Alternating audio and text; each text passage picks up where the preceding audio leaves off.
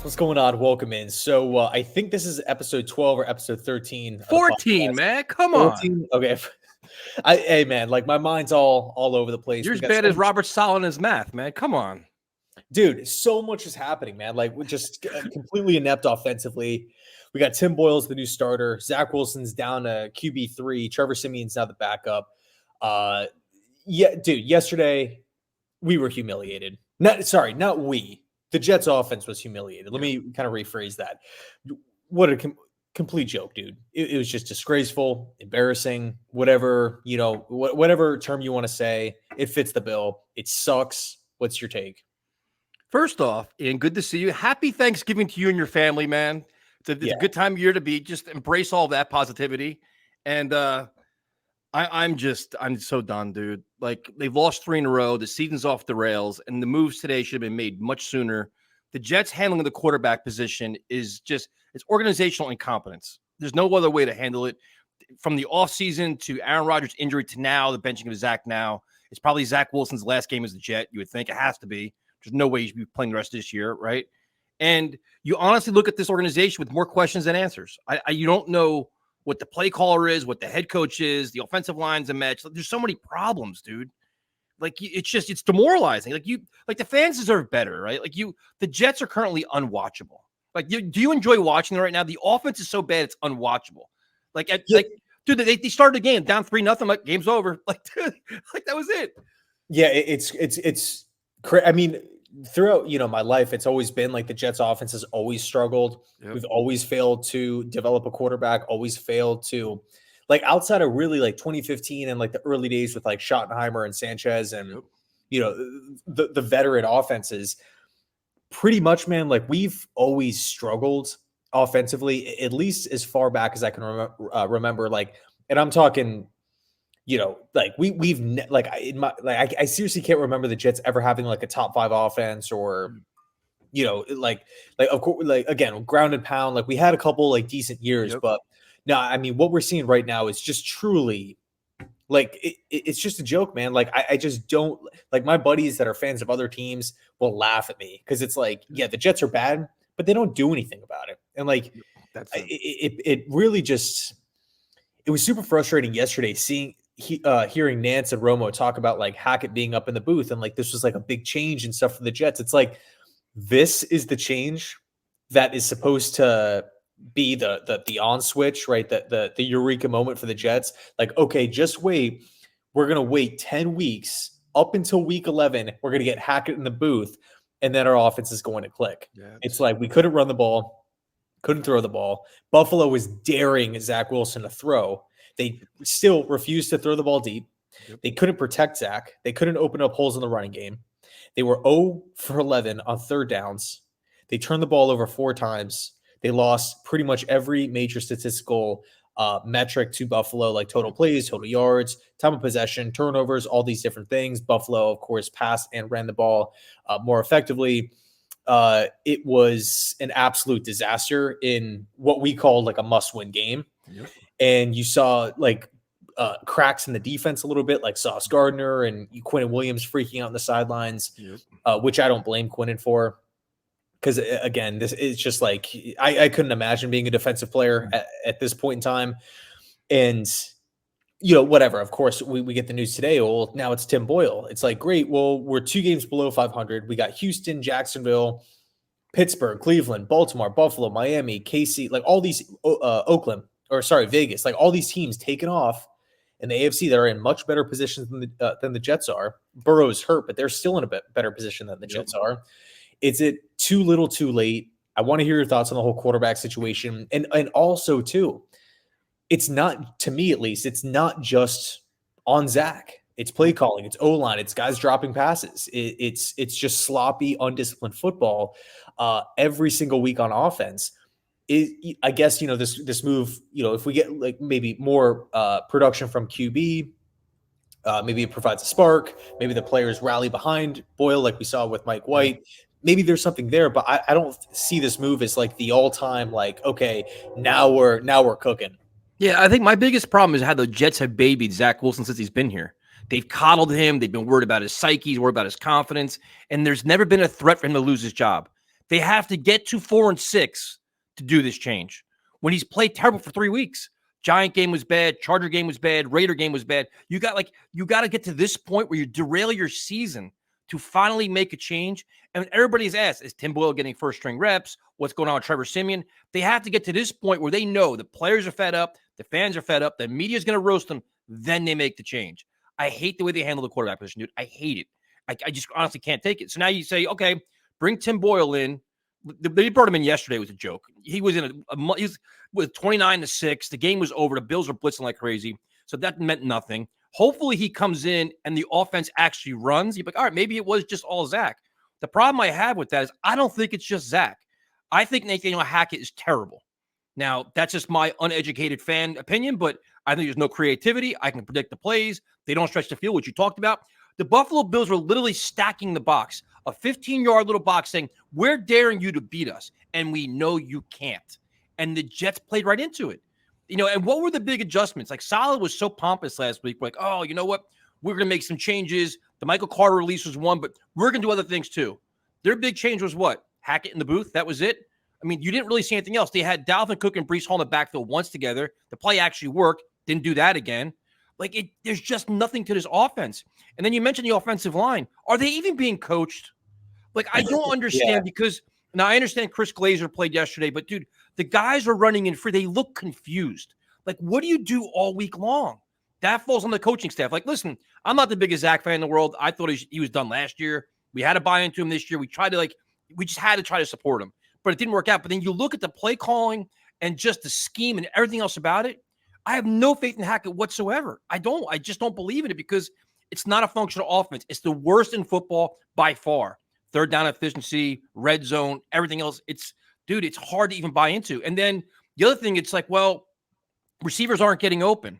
Well, if they do, they drop the ball. Al Lazard is an enormous bust. So it's there's so many pieces going into it that it makes you crazy. But I guess my question to you is, what are your thoughts on Hackett? Is Tim Boyle and maybe Siemian going to save our perception of Hackett? Maybe say, okay, no, it wasn't the offense. It's actually Zach Wilson was just this bad. Oh God, it's such an interesting, topic and question because it's not just Zach Wilson. Yep. It's also Russell Wilson. Yep. If we look back, he was fired not even one seat. Who does that happen to? Yep. I can't think of a head coach that wasn't just a weird stopgap, like a Jim Tom Sula or something like that with San Fran. I'm talking no, you are being brought in to be the guy signing a 4-year contract.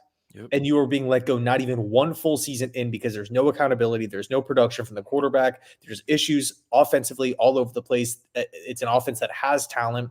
Yep. It's not the 2022 and 14 Jets led by Adam Gase with nothing, Rashad Perryman and Frank Gore and Jamison Crowder. No. It's Jerry Jeudy. It's Cortland Sutton. It's a decent offensive line. Were they perfect? No.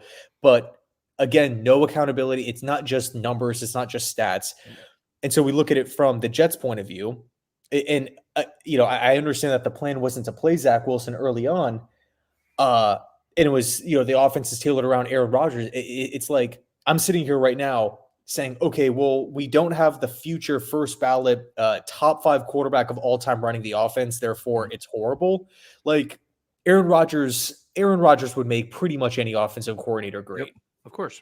I mean, that's to me not an over-exaggeration. Yeah, but their responsibility as a coaching staff, dude, it happened week 1. So week 1, he goes down. Zach plays that game. As the next couple of weeks, you adjust the offense to Zach, do what he does great, and whatever he can't do, take that out of playbook. This isn't rocket science, dude, right? So they do that, and you're like, oh, they don't even do that. It's excuse after excuse after excuse. If the kid can't run your offense, here's an idea. Find somebody that can because you had those opportunities. You also saw it in training camp, too. The comment that pissed me off today the most was Saleh saying, you know what? We kind of wanted Zach to sit this year and just watch. You just admitted, you literally admitted you didn't want the kid playing this year. You said that. So if that's your comment, then why was there not somebody in front of him? Right? Saleh dug his own grave right there. Well, the thing is, dude, with that, he's not, to me, that's not true. Because if I believe the exact term was redshirt year. You know what I'm saying? So it's it's a situation where why is he the backup quarterback? If you think about the term redshirt year, Yep, 100%. I know the college football is a little bit different now, but if you think about the term redshirt year, that literally means you don't play. You take the entire year off. If Wilson was not expected to take the redshirt year, he should not have been backup quarterback. And that's one thing in and of itself early on. Okay, hey, you know what? We made a mistake. Nobody saw Rodgers going down 4 plays into the season.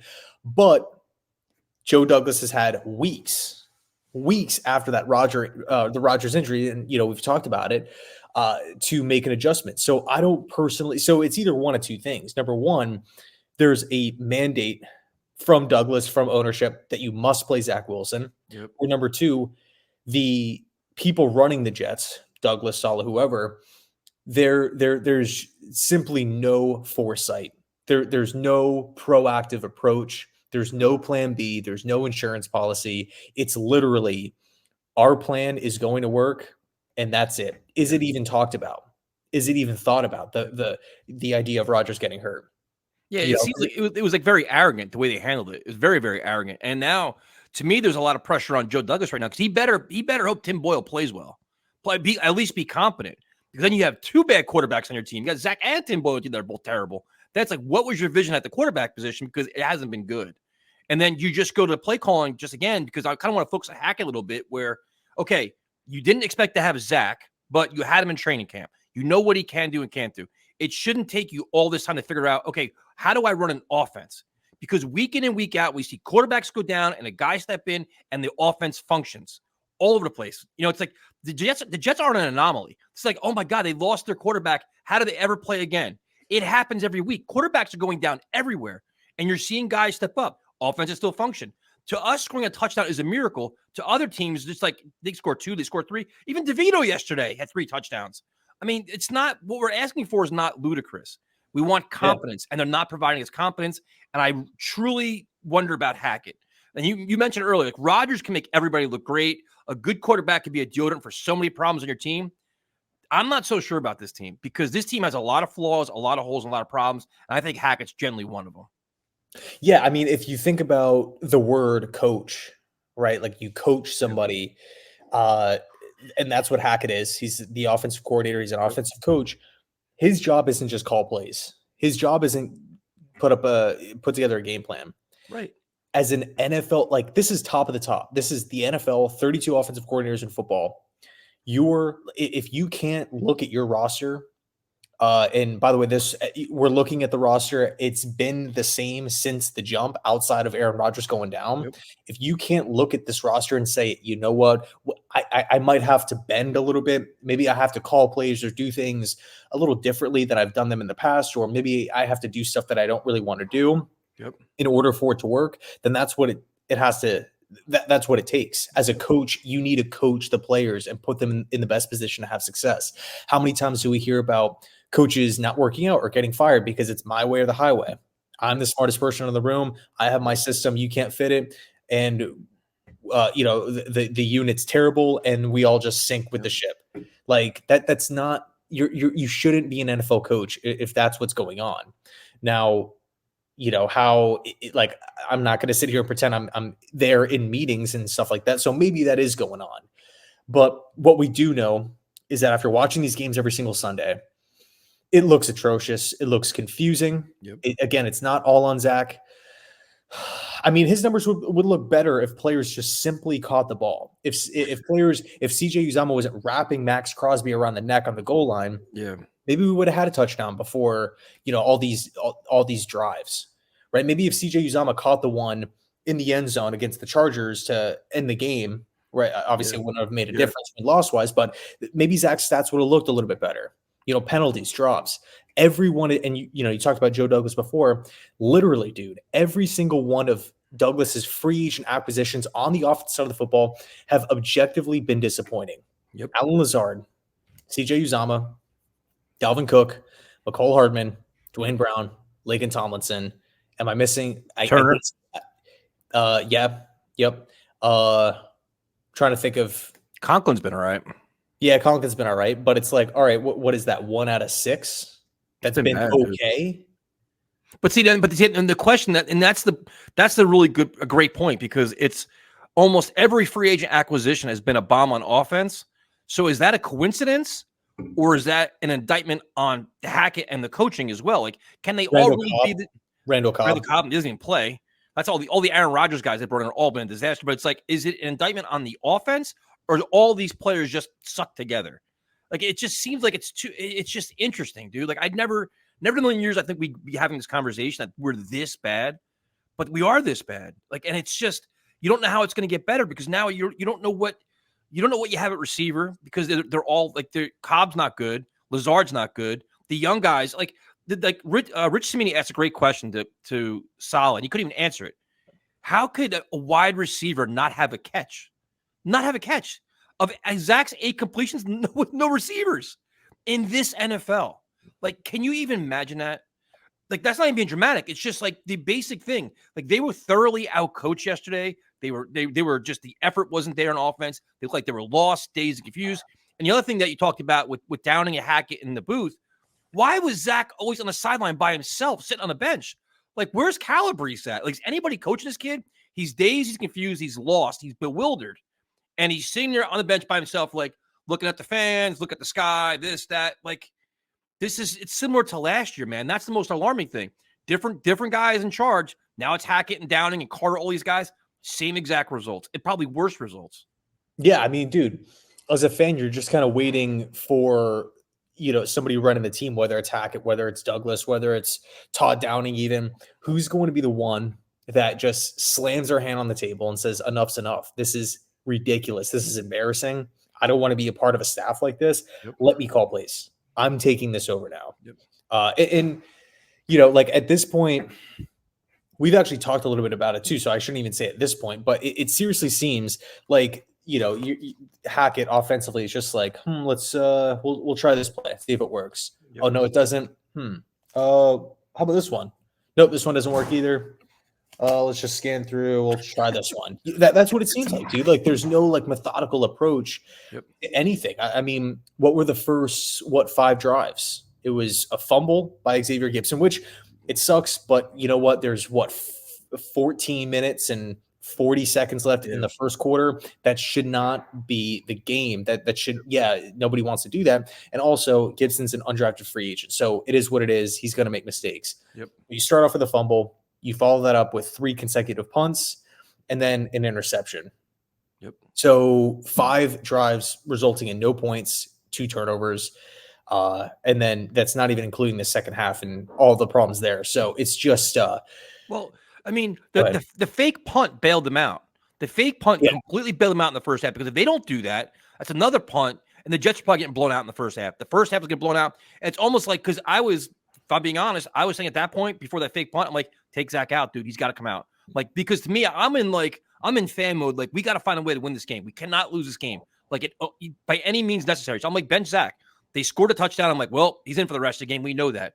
But the one thing I'm curious about, and this is something that nobody can ever ask Saleh, is what is the criteria to actually bench your quarterback? Like, what's the criteria? Because the handling of it yesterday was weird, and nobody really kind of clarified it, because they said something like where Hackett and Downing called down the Saleh and said, we're going to bench the kid. Go tell him. Like, if that's true, dude, and nobody can say what the process is, how is Hackett benching the quarterback? Shouldn't it be Saleh saying, hey, man, this kid's killing us, get him out of here? Like, what's the criteria? How do they handle it? Because 29-6 is already too far. Like, it's similar to last year in the Patriot game with that 3-3 yuck fest. That was too far. You know what I mean? It was just like, I don't know, man. Yeah. I don't understand how they handle things. It's alarming. It's concerning. And now you got to now you look at just like the offensive line. They had no identity, right? But now the offensive line, now you lost Becton too, which is probably, depending on how serious his injury is, could be his last game as a Jet. But now it's like, they asked Saleh today, what's the status of Dwayne Brown? Well, we got to figure it out. We're not sure. If you don't activate him he's done. He's done for the year. So then now you got Carter Warren over there. It's like, dude, it's just like, I just can't believe it. It's just, you can't find any positives. I mean, especially on offense, you can't. None. Yeah, I mean, it's one thing if, the Jets were in a position like Carolina, and it's like, okay, we're losing a bunch of games and the offense isn't really moving. And, we have a young quarterback. Hey, it's year 1, Frank Reich first year. No, I mean it's year 3 for Zach, year 3 for Saleh. Hackett's done this before. Yep. That was the big knock on Mike LaFleur, right? He hasn't done it before. He hasn't called plays, hasn't developed a rookie QB. So I mean, like, just moving forward, it feels like it's week 16. It does. Dude, it's week 12, man. It's we got a long way to go. Like, Saleh has a lot of questions that he has to have answers to, in these press conferences. Like, this is going to be brutal if they don't turn it around. And they got Fangio's defense this week. Yep. Jalen Ramsey's back. He's playing a really, really good football. Bradley Chubb off the edge, like Wilkins in the middle. Like, they do you think see, now they made the change to the 4-6, they make the change to Tim Boyle. Do you think this is just basically the Jets? Nobody's gonna hold them accountable the rest of the year. Be like, listen, we were without Rodgers, now we're down to Tim Boyle. We're not expected to win. Are they allowed to just tank out the rest of the year and be like, all right, there's no repercussions? No, I mean, again, dude, like, this is the NFL. Like, it's again, if it's one thing if this was year 1, right, and maybe you have to pull like a Bryce Young and put Andy Dalton in because it's just like, he's swimming, he's in over his head. We don't have enough help. We like the reason why I'm so disappointed and frustrated with this specific Jets team is because they have invested the draft classes. Yep. They've had 6 first-round picks in 4 years. How many GMs can say that? Yep. They've brought in the free agents. This is Joe Douglas's team. Saleh wants to sit there and talk about, this team was an expansion team before me and Joe Douglas got there. Okay, well, that expansion team, statistically speaking, has a better offense than the offense that we're currently seeing. Yep. That's what, 3 years in the 3-4 years in the making, if you want to look at it from Douglas's perspective. As fans, we all gave him a pass year 1. Hey, rookie QB, your first time going, whatever. I believe we actually started out 2-2 that season. Yep. There's some likable stuff. Year 2 rolls around, guys are getting hurt. Another pass is, put out there. Year 3, okay, Aaron Rodgers gets hurt. What do you expect the fan base to roll out another pass 3 years in a row, 3 passes? Like, this is the NFL. There's plenty of coaches out there. The guys that have been there, done that, guys that are young and young up and comers. It's alarming. And if the defense starts falling apart and the Jets offense continues to struggle, right now I'm at my wit's end with everybody. No, I mean, to me, and that's the whole thing. It's like they still have there's plenty of games left here to figure out what you have on this staff. So it's like if the Jets, for example, go out on Friday and play terrible again on offense, at what point do you say, okay, Hackett, I know you're Aaron Rodgers' buddy. Let's let Downing call plays. Let's try something. Let's pretend that we actually care and let somebody else try it and see what we have here. Like, I still think, to me, this should be an audition for these guys for the rest of the year. You can't be like, all right, you know what? We won 4 games. We end the season with 5 wins, 5, like 5-12, no big deal. No, it is a big deal. It's still winning and losing. You're evaluated by wins and losses. Like, I was not arguing with somebody today, but somebody's like, well, you got to give Saleh credit for a great defense. Okay, are head coaches evaluated by having great defenses, or are they evaluated by wins and losses? They're evaluated by wins and losses. He's not winning. Period. That's it. So, the other thing is just like, so I want to know what you went to Tim Boyle. Okay, that's your first step. Go for the quarterback. To me, my next step is changing play callers. That's next. You got to do it, dude. You got to say, okay, listen, Hackett, we know you had great numbers in Green Bay. They're not good here. Let's try something different. You in the booth doesn't matter. On the field, in the parking lot, I don't care where you sit. We want Downing to try it. Right? It's something. Don't you have to? I don't know. Yeah, I mean, dude, first of all, Matt LaFleur was really the dude in charge in Green Bay. That's kind of another thing too. Yep. No, I mean, that personally, I think I would have maybe made that move before the quarterback change. I think I would have taken play calling out of Hackett's hands first. Because again, there's no downfield threat. We don't have the personnel to do that. Again, that falls back on JD. We don't attempt to do it. So, like, if you put yourself in the shoes of like the opposing fan base, or like if you like seriously close your eyes and you think about like, okay, I'm Vic Fangio this week. Right. I'm the Miami Dolphins. Well, I guess maybe this week isn't really the best example because it's Tim Boyle. They did make a change, but think if you're Sean McDermott yesterday, right? Mm-hmm. Like, are they actually going to throw the ball deep? Nope. No, they don't. They don't have anybody to do that, and they don't call plays down the field. So it's like, all right, we're going to load the box.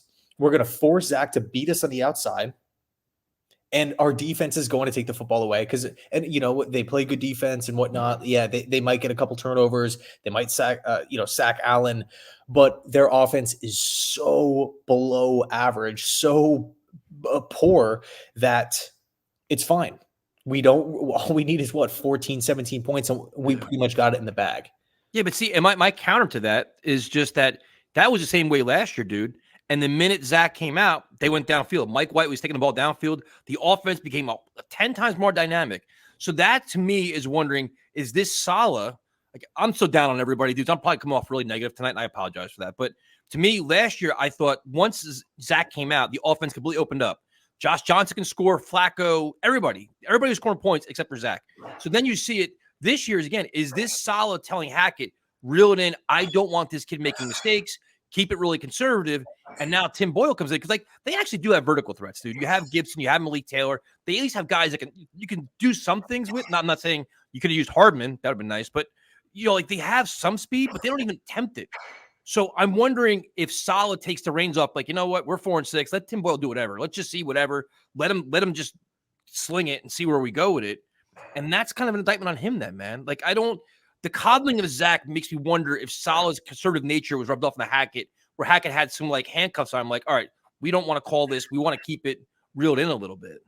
Yeah, but I guess kind of my pushback would be we literally just saw this play out last year. To your point, Mike White came in and boom, moved the offense. Yep.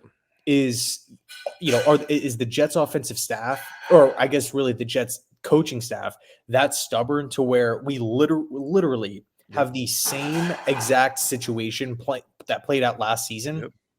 It's taking place again, and we aren't going to look at that as a reference point. Yeah.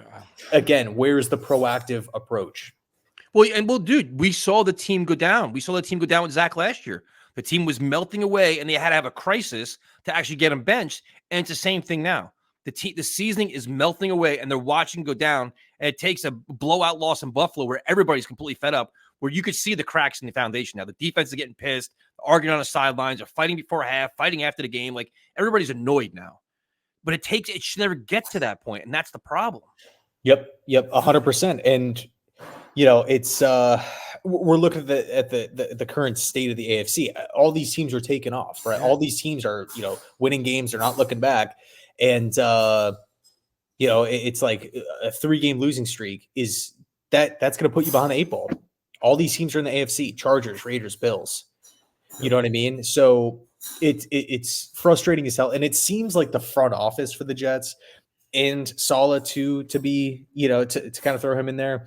It seems like they're banking on next season for Rodgers to come back, but the players are being left in the dark. Like, no, yeah, we're still in it, guys. Rodgers might come back. But then Douglas and Saleh and these guys running the team, it's just like, no, well, Rodgers got hurt. What do you expect us to do? Yeah, that's the vibe it gives to me. Yeah, I hate the fact if they're that comfortable where they could be incompetent and be allowed to keep their jobs, I think that's criminal. It's a disservice to the fans. It really is, because it's not like the injury happened week 9. It happened week 1, and you won the game. Like, you literally won the game. Like, all right, and then you have this great defense with a lot of guys that are getting better every week. Like, there's a lot of stars on defense that are playing a very high level of football, and you're going to be alienating them, and you're dividing the locker room again. The problem I had the most is I think, guys are starting to make mistakes like Garrett Wilson and Sauce Gardner because they know they have no chance to win, and they're trying to overcompensate for it. And now they're just they know it's going in the game, they got to be perfect in order to be competitive, not win, to be competitive. And sooner or later, you're just like, you know what? I'm done with this. We can't win. We know we can't win.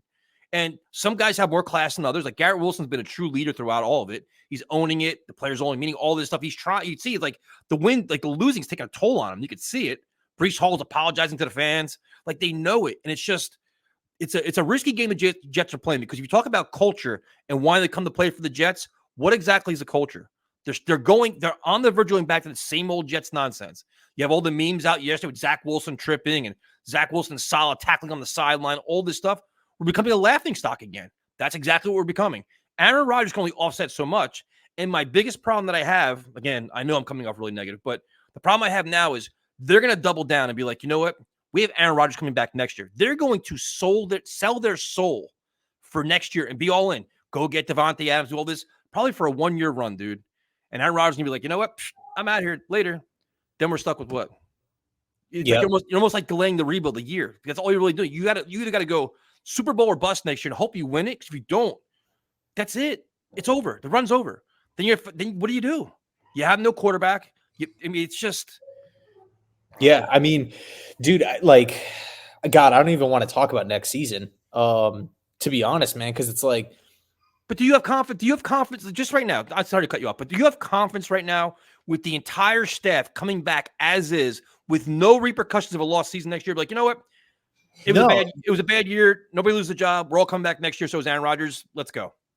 Dude, the thing that's crazy though is that it's like the idea. I understand that Aaron wants to play for Saleh, wants to play for Hackett, but hypothetically speaking, if the Jets were to part ways with Saleh and go get like a proven head coach or whoever it is, throw out any name, Bill Cowher, Ben Johnson, OC from the Lions, right? Any one of these guys, is the offense really going to be like Rodgers can operate an offense with anybody. LaFleur, McCarthy, all these different guys. Rodgers will be fine. He will go out there, complete passes, lead the team, and do what he does. He's smart enough. He's a student of the game. He's a top 5 quarterback of all time, arguably a top 3 quarterback of all time. He's a Super Bowl champion, multiple-time MVP. He doesn't need Hackett. I know they're tight. I know he wants to be, get coached by Hackett and everything like that. But, I do feel like A-Rod at some point is like, because after the season, you can look back on everything, with perfect vision and say, you know what, this did not work. Maybe I don't feel comfortable about that. It's tough. It's tough because, again, it's not like the Jets are just desolate as far as the roster is concerned. Like, these are free agent acquisitions that Douglas is bringing in, and another draft class and another draft class and another draft class, multiple first round picks. It's like, this is the final product that we're putting out on the field. Yep. No, I agree, dude. And the thing is, too, it's just like you're wondering, like you mentioned names, and like I'm assuming the season to go off the rails. They're gonna probably win 6 games on the year, and it's gonna be a colossal disaster. We're all really, really disappointed more than we are now. And it's like to bring back this staff to me is crazy, as it is. If you want to fire Hackett, but then it's Saleh's third coordinator, which is even crazier. And you're kind of catering to Rodgers now. Like, your whole existence is catering to everything Aaron Rodgers wants because you want to bring him back for 1 year to sell tickets and have a chance to win. Is that truly the best process to follow right now if you have this many concerns about your staff? And I'm not so sure, dude. Like, we don't know who becomes available at the end of the season. There's always a surprise firing. Just say, for example, say Sean McVay gets fired, whatever, some crazy stuff, right? And you're sitting here at the Jets. I'm like, you know what? Sorry, Saleh, dude. We have to, you have to go out. Like, how can you say, you know what? We don't want McVay. We're going to keep Saleh, right? Like, you can't. And if Aaron Rodgers is like, you know what? I don't want to play for him. Retire. Or we'll trade you. Like, what do you do as the Jets? Like, you're stuck in like this limbo now where it's like Rodgers is basically running our organization now. That's what we're going to be doing now. Who he wants, what he wants to do for one more run next year. And is that the best way to be for this team? Yeah, I mean, dude, it comes down to probably one more season of Aaron Rodgers. That's it.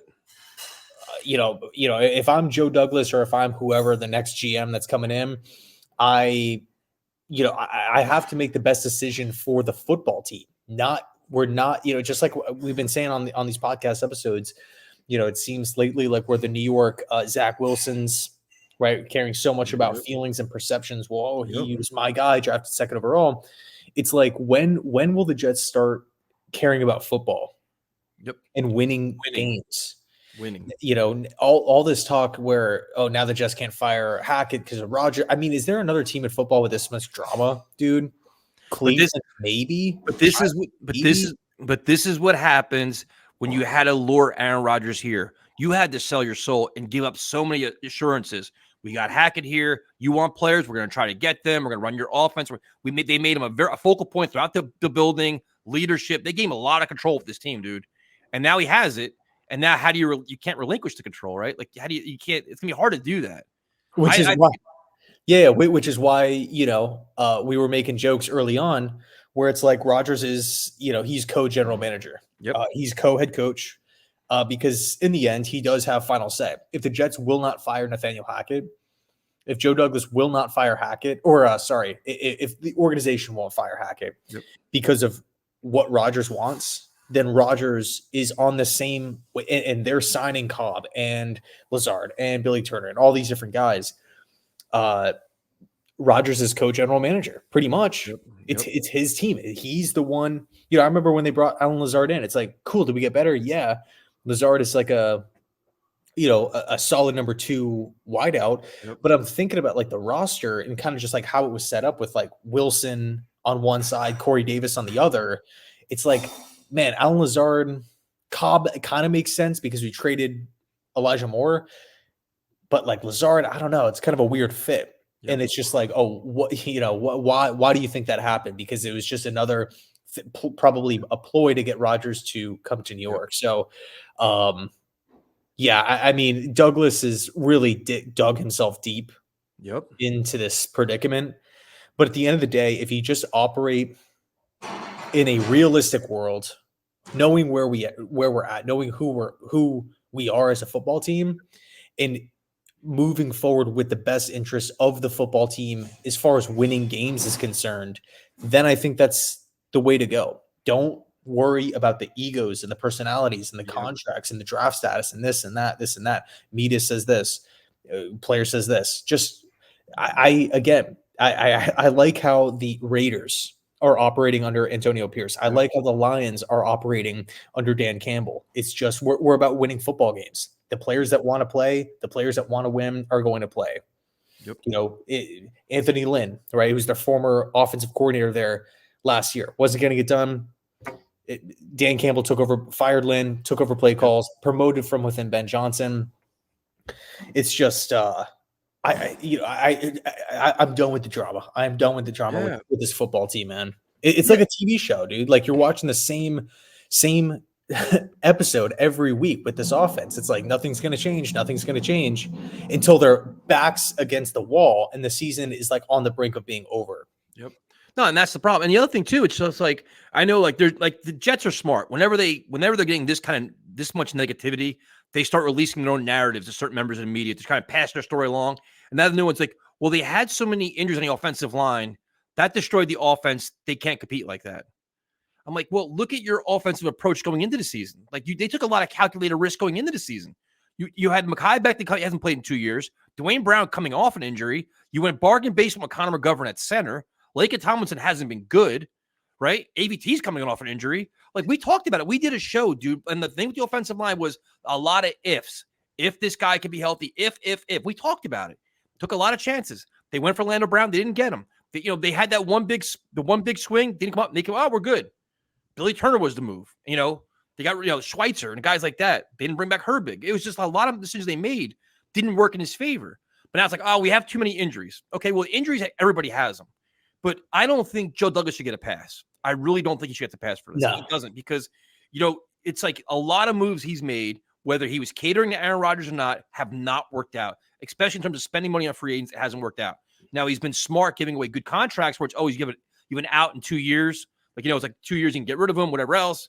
But, I mean, the blame game could go all throughout this organization, man, like everywhere. And then you don't know what role Woody Johnson plays in this. Did Woody Johnson say, listen, we spent this money on Aaron Rodgers. I don't want to spend anymore. I don't know what that role is with Woody, but I don't know. I'm curious to see what it takes to get somebody fired in this organization this year. Like, I don't know if it's even possible. Were they're all that comfortable and that vested in Aaron Rodgers? Like, we're just going to ride it out. The fans will be pissed, but once Aaron comes back, we're going to be all happy again. And, I don't know. But dude, it's like, okay, fine. We want to keep everybody and keep everything status quo. We'll wait for Rodgers to come back. Can we ask the questions that we failed to ask before the season? What if Rodgers gets hurt again? What if we get injuries on the offensive line? Will we finally be prepared because Douglas took over, I believe, in 2019. Mm-hmm. It's going to take him this long to ask basic questions. And I don't mean to downplay being a general manager of an NFL team. That's not my thing, but It's, that's not what I'm trying to do. But I got to be honest, to have a little bit of foresight, to be proactive and ask the questions that don't want to be asked. It's a must. It's a necessity. if you were an NFL GM, if you're a GM of whoever, a baseball team, NBA, whatever, it's like we have to be prepared, because if not, the season's done. And I don't want to be in that position. And the season shouldn't be done if one player gets hurt. Yep. So it's got to be like Woody Johnson's got to come out and say, listen, we're not making any changes, but there is a playoff mandate, and if it doesn't happen, changes are going to be made. It's a great, but then if that, it's still hollow, because my assumption is Rodgers will play one more year and he's done. It was a 2-year commitment. This year didn't work out. He comes back next year, recovers from the ACL, superstar, and that's it. So it's just the Jets are in such a bad spot right now. Seriously, for sustainable success, they're not in a good spot right now, because you don't feel comfortable with any level of management. The roster is going to be overhauled. And the other thing we really haven't talked about is the offense has been ravaged by injuries. The defense, for the most part, stayed relatively healthy. I know Tony Adams got hurt, but now it's like everybody's assuming that, oh, well, we're going to take this defense this year and go into it next year. Okay, well, a lot of things are going to change, man, because free agency happens. What are you doing with Bryce Huff? Like, does he come back? You paying him? How's he going to be here? There's going to be overall, there's going to be change. There's going to be different injuries, different problems next year. It's like you can't always assume what you have now is going to be next year. So it's tough, dude. It's really, really tough. I'm fascinated to see what happens on Friday and how this team handles it. Do they come out fired up with energy? Do they come out, or they're lifeless? Like, you know what? Season's over, and you'll know fairly early if they mail it in or not, right? You could tell. Yesterday, you could see towards the end with defense is just like, you know what? I've had enough of this nonsense. We're getting blown out. And the other thing too is that it's like the way the Jets are losing, they're self-destructing too, which is even more annoying. It's not like they're losing 31-30 in high-flying games. They're being embarrassed on primetime TV, embarrassed on the big slot yesterday. That's the other thing. You know what I mean? It's not competitive football. Dude, we're too big glue, man. We got roasted last week. This is going to be even worse. Well, it's like what I mean, I'm just trying to think of like what the identity is for the offense. Like None. in meetings throughout the week, in the game plans with the offensive coaches, with the quarterbacks, whatever. It's like, what are they trying to accomplish?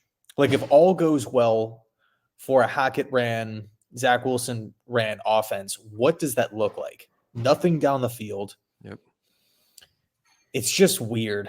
The whole thing is just so weird. And again, I hate to, because it seriously feels like we're the only team in football that has this much drama surrounding it. Like, so many teams out there, it's just on the field product. Yeah, and dude, Jaguars, Titans, like all these different teams, it's just on the field. But with the Jets, it's like feelings and personalities, draft status. He was picked high. He has to play. Is there something from Woody? Is there a mandate to play so-and-so? Well, do you fire Hackett even though he was not good? Well, how does that affect Rodgers? Well, what's the plan next year? Rodgers' commitment, he's bringing all his guys. It's just like, come on. Like, I guess the other similar situation would be maybe Deshaun Watson with Cleveland. Yeah. But, he's out for the season. So the Browns are just kind of like moving forward with DTR and whatnot. So I guess it's not that big of a distraction. And winning. DTR plays and they win. Like, it's just like the examples are bad. And it's just, I don't know where they go from here, to be honest with you. Like, you as fans, you try to find hope. You try to find something to hold your hat on. But when your offense can't score a touchdown, it's just, how do you even believe in anything? So you got to hope that Boyle comes out and plays well. I'm kind of, are you surprised it's Boyle, not Simeon? I mean, with this staff, no, I'm not surprised. But if it was me, I would roll Trevor out there. Yeah, I would too. I mean, I think kind of maybe I didn't mean to cut you off. I think maybe the mindset is Boyle's maybe the higher upside guy with Simeon because of like the arm strength and just kind of like the natural like pop he has in his arm. To where it's just like, okay, well then if he doesn't work out, then we can go to Trevor Simeon, the safe bet, the higher floor player for the rest of the season, as opposed to Simeon playing, it not working out, and then we go to Boyle, and then Boyle might be a disaster, and then what do we do from there? So I think maybe that's kind of the mindset. Yeah, see, my mindset's a little different. I'd rather go with the known commodity that I know that can run the offense, has been an efficient quarterback in the NFL, over the relative unknown with, in theory, the season on the line. You lose the Dolphins, it's 1,000% done. This is your last faint glimmer of hope of saving your season. Do you want to put that in the hands of Trevor Simeon or Tim Boyle? I'd probably do Simeon, dude. Not that, and there's no guarantee. I think they could both suck for all I know, but at least we know Simeon's been there, done that, right? He can at least maybe run a pedestrian offense. Well, dude, I mean, it goes back to what we were saying before, where it's just like the people making the decisions they've already packed it in Yeah. for the season, and they're focused on next year. You know, the report coming out about Devontae Adams, it's like before the game on Sunday, that report's coming out. How about a report can come out about fixing the offensive line? Yeah, like but that's the Jets though. They're doing spin control, damage control. Like the report should have been Zach Wilson's on a very short leash. If he struggles today, he could get benched at halftime. Like act like you're worried about winning this game instead of selling tickets next year. Because think about when this report's coming out, dude. The Jets season ticket holders are being asked to spend their money much earlier than usual. They're paying now for next year. So what do we do? Let's look at Devontae Adams' story to try to inspire people. Aaron Rodgers is coming back. Devontae Adams is on our spend your money, give us some money. Next year's gonna be a big year. Meanwhile, ignoring what's in front of them this year. That's me being cynical, but that's the Jets. They always want money, and they're trying to sell something that, it's just ridiculous. But that should have been this, they've never had that sense of urgency where we demand better. Now I know Saleh is a nice guy, and he's always doesn't want to, berate his players or insult anybody. But if you're gonna leak a story, if I'm hacking a leaking story, listen, Jets are very disappointed with Zach Wilson. He must play better or he's gonna be benched. Have that story out there. Not this other nonsense about next year. Yeah, it's I think Friday's kind of the last chance. That's it. This is it, man. You're going to learn a lot about what is Tim Boyle in the big spot. What is Hackett's offense? Look at Cat joining us. What's up? Dude, you know what's funny? I've been waiting all year for the Cat to join our show. Mm-hmm. I was almost insulted. This is a different one. Is it? Mojo. Yeah, it's my grandma's cat. But yeah, Friday's the last chance, man. Yeah, it is. And then now you see how they handle it. And then the most important thing is how do players on defense handle this? When they benched Zach Wilson last year, the entire team had a whole different energy. Do you see that energy now? There's the defense you can see, dude. They're starting to break a little bit. The Quentin Williams young on the sideline, Michael Clemens with the dumb stuff going on, and the Sauce thing was interesting too because he had a terrible personal foul, which was bad. Then when he got burnt, he kind of half-assed running after too. He didn't make an effort where if he actually got burnt and kept running and sprinted up, he could probably make the tackle before the touchdown. Well, he also got flagged in the end zone for a hold on Stephon Diggs. Yeah. Where he was all over him. Yeah, it's an I don't know if you remember. I think it was actually early in the game. He was just had his back turned to Allen, just all over him. Diggs is just get off me. Flicking his hands up to the ref. That's an easy call there. Yep. Do you think he's having an all-pro year or a Pro Bowl year, Sauce? No. No, right? I mean, you just when you're talking about something like that, you have to look across the league, and there's other corners that are producing. So, gosh, I hate being in this position. I hate making negative videos like this. I'm it was so cool making those making the pods after the Eagles win and stuff like that. Yep. Dude, even after the Chiefs lost, we looked good in that game. Yep. So we'll see. I mean, is there anything else that you wanted to add? No, I mean, it's really tough to do these because we're both really frustrated, and you want to have a good conversation where it's productive and you can share all different insights. But there's so many things you just don't feel good about that I can't lie about it. I can't start telling you things that I don't genuinely believe myself. You know what I mean? We've seen a lot of bad football over the years, so the red flags, the problems. So I'm not gonna be hey, well, this is a good thing. No, there's not many that you can honestly buy into. So you got to hope they rally, and then if they don't, it's gonna get even worse. So. I don't know, man. Happy Thanksgiving, everybody. We're sorry. We're sorry it's like this, but I don't know what else we could talk about. You can't, you could say, hey, Will McDonald's showing some really good things. That's great. Yeah. Carter Warren held his own. Okay. But the biggest story is the season's going down in a downward spiral. And now you're starting to worry about all the decision makers. So, dude, I feel bad, man. Bro, I don't know if you saw Quincy Williams. Dude, he was playing so well. Flying upfield, making big hits and stuff. Felt CJ Mosley had a decent game. And Will McDonald, that stuff is just overshadowed because of the ineptitude in so many other areas. But I think that's going to do it, man. For me at least, I feel like we covered pretty much everything. I can make a case. I think Morstad is a better quarterback than Zach Wilson. Dude, well, he had more. I think he was 1 for 1. So yeah, that's it. I got nothing else, man. All right, yeah. Hopefully Friday. Hopefully Friday we're 5-6. Save our season. Somebody save us, please. Yeah. Again, we're all kind of waiting for that the figurehead, whether it's Douglas, whether it's Hackett, whether it's a player. Breece Hall, slamming his fist down. Yep. I'm done with this. I'm not having it. Give me the ball. I'm Yep. making plays. Or Todd Downing, I want play calling duties. This is my team. This sucks. I don't want to be a part of it. Yep. So yeah, thanks for everybody that hanging out watching. I know these are tough times in in Jetland here. So we both really appreciate it. Anyway, thanks so much for watching. And as always, go Jets.